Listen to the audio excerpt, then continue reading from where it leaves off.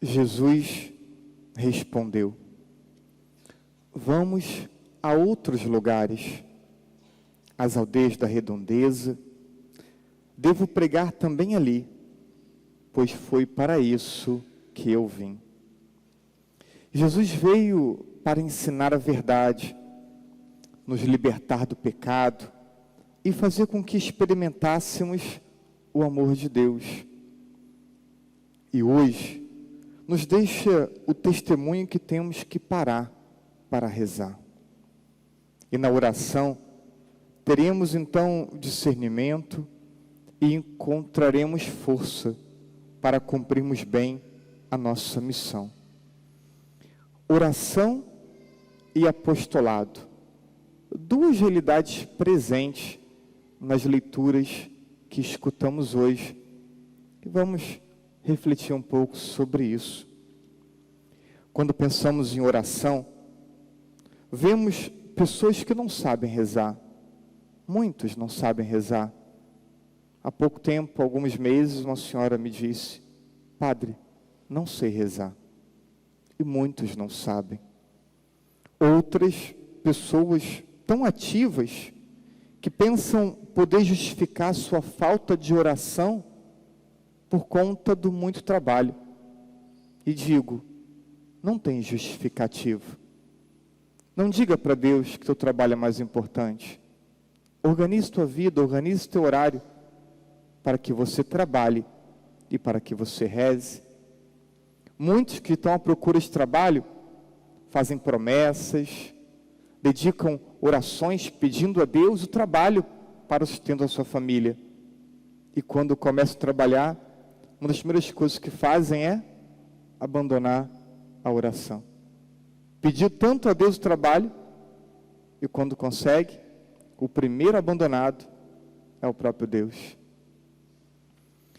Ainda encontramos pessoas que só param para rezar por interesse. E se nem nós gostamos de pessoas interesseiras, imagino que Deus também tem alguma dificuldade, né? Só procura quando precisa de algo. A oração tem que ser mais do que isso. É preciso entendermos que a oração é o alimento de nossa alma, é o alimento de nossa vida espiritual. É difícil uma pessoa que não reza, que não se organiza, que não tem disciplina, ter vida espiritual. A amizade com Deus, ela se constrói a partir da oração. E para isso, o recolhimento, o silêncio, são indispensáveis. E vemos Jesus fazer isso. Ele se retira para rezar. Na oração diante de Deus, devemos amadurecer as nossas decisões. Quantas e quantas vezes decidimos sem rezar? Decidimos sem envolver Deus no nosso processo de discernimento. E da oração, além do discernimento, também tiramos força. A força que nos faz seguirmos firmes no seguimento de Jesus e da vontade dele. A oração é, sem dúvida, a alma de todo apostolado. E é um clássico de literatura espiritual que tem esse título: A Alma de Todo Apostolado. Para dizer que a alma de todo apostolado está na oração, no encontro com Deus. E se a alma do apostolado é a oração, talvez isso responda porque tenhamos tantas pessoas que não se dedicam ao apostolado, que não se dedicam à evangelização. Talvez falte para muitos a vida espiritual, a vida de oração, que é a alma do apostolado. A oração nos projeta para a ação, mas a ação sem a oração é um corpo sem alma. O que dá força ao nosso serviço precisa ser nossa vida espiritual. Jesus aparece ativamente dedicado ao apostolado, na pregação da palavra e no cuidado das pessoas.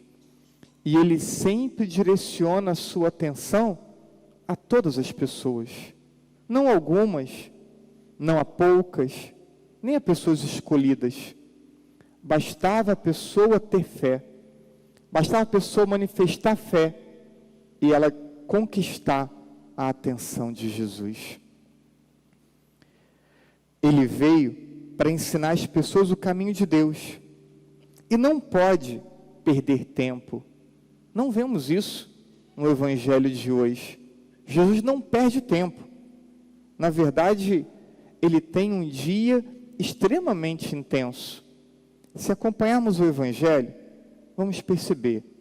Na parte da manhã, estava na sinagoga.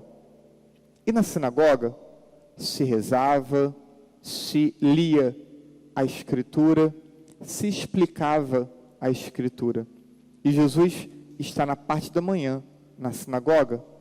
Sai da sinagoga e vai à casa de Pedro e de André, juntamente com João e com Tiago, para almoçar. Jesus almoçava.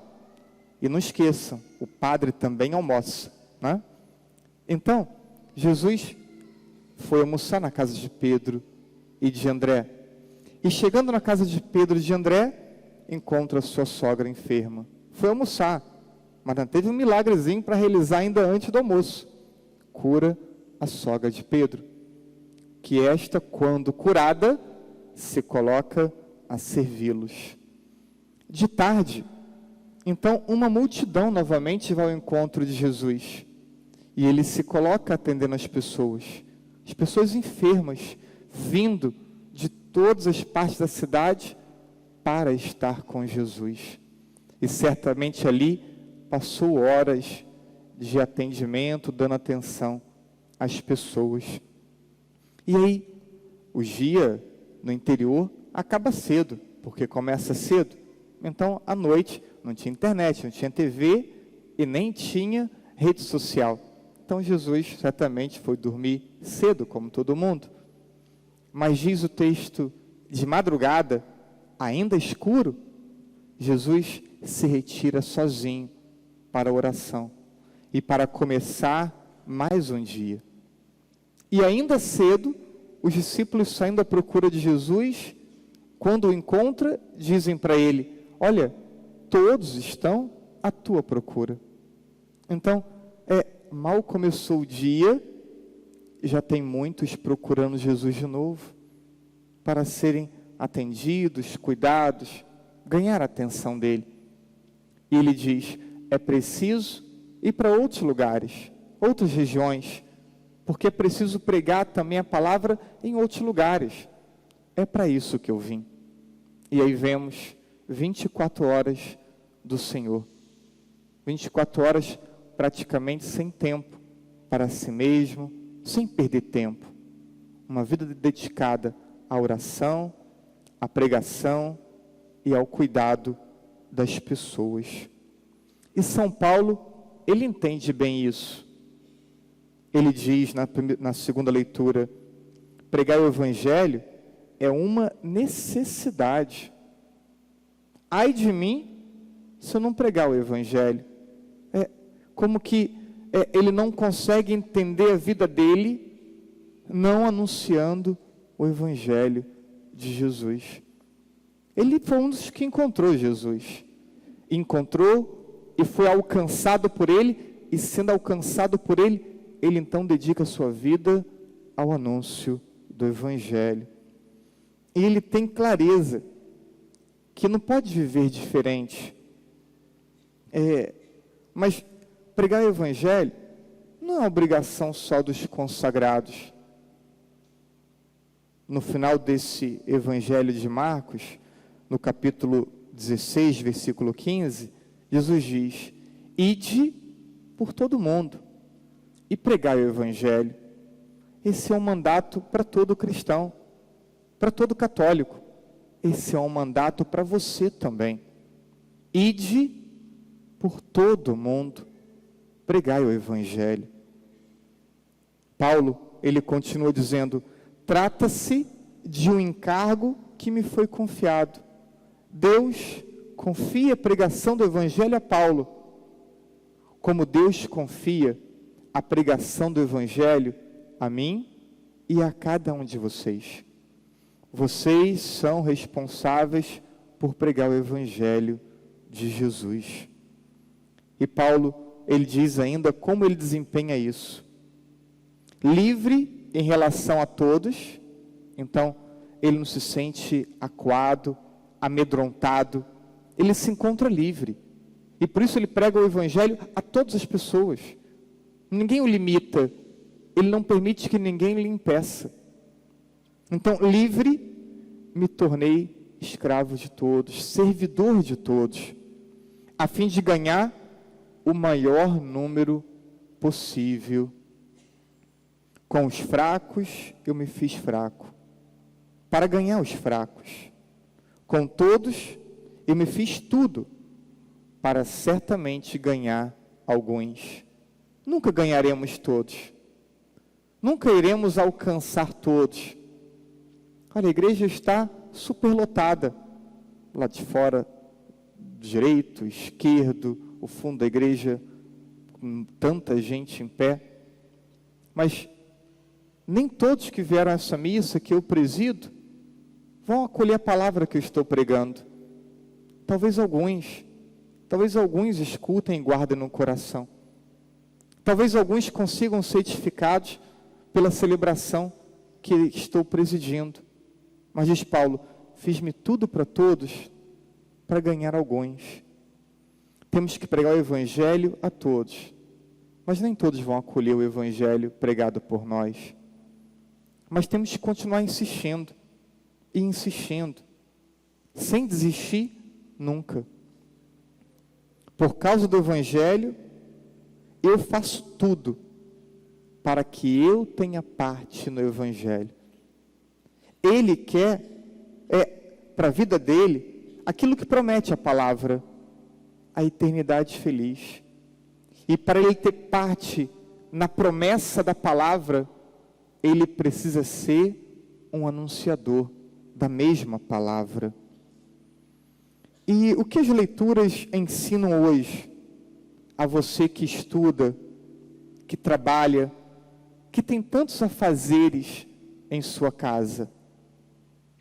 Que cumpra do melhor modo possível suas obrigações cotidianas.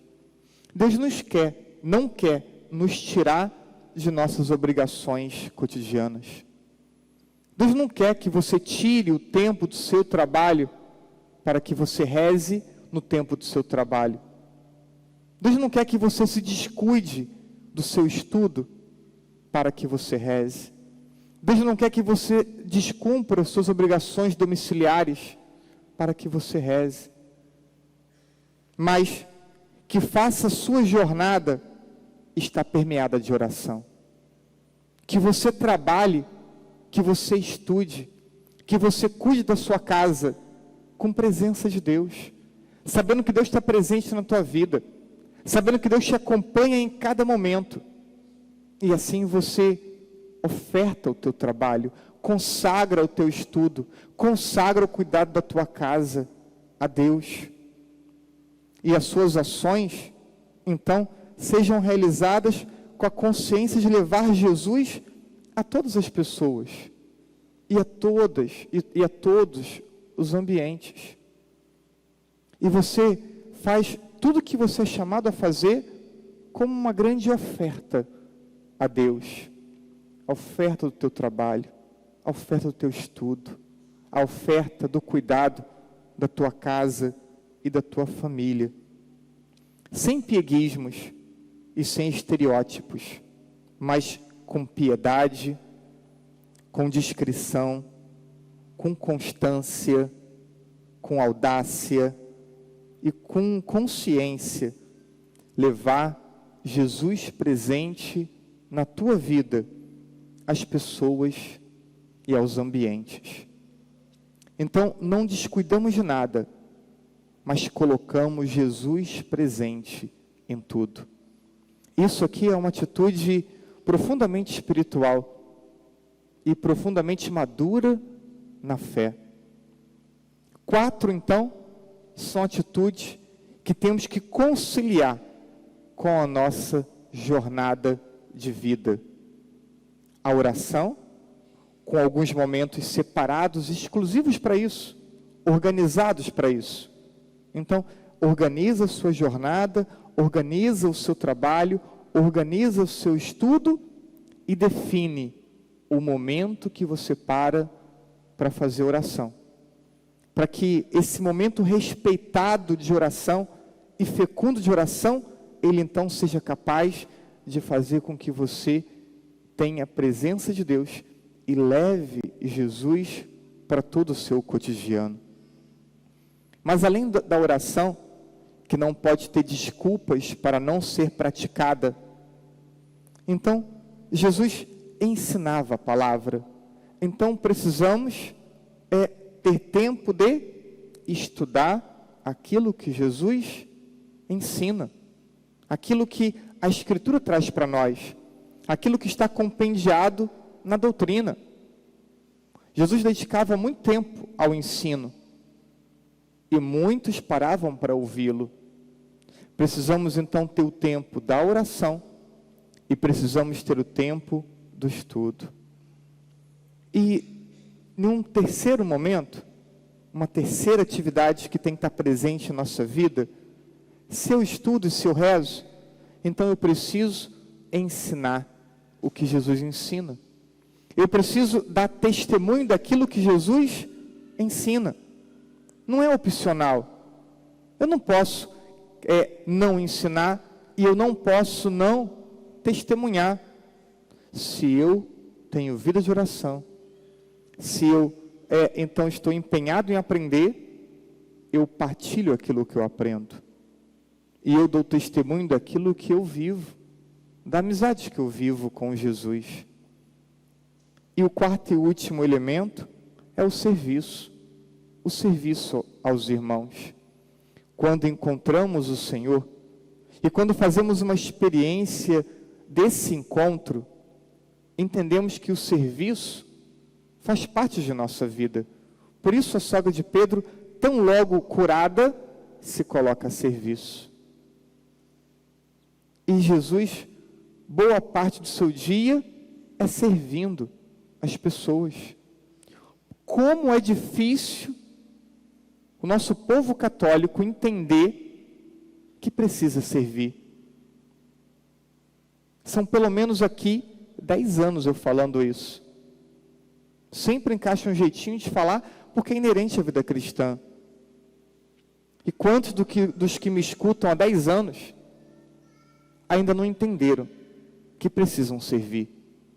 Não há uma vida autenticamente cristã sem vida que seja ofertada, sem vida que seja colocada à disposição da igreja e dos irmãos.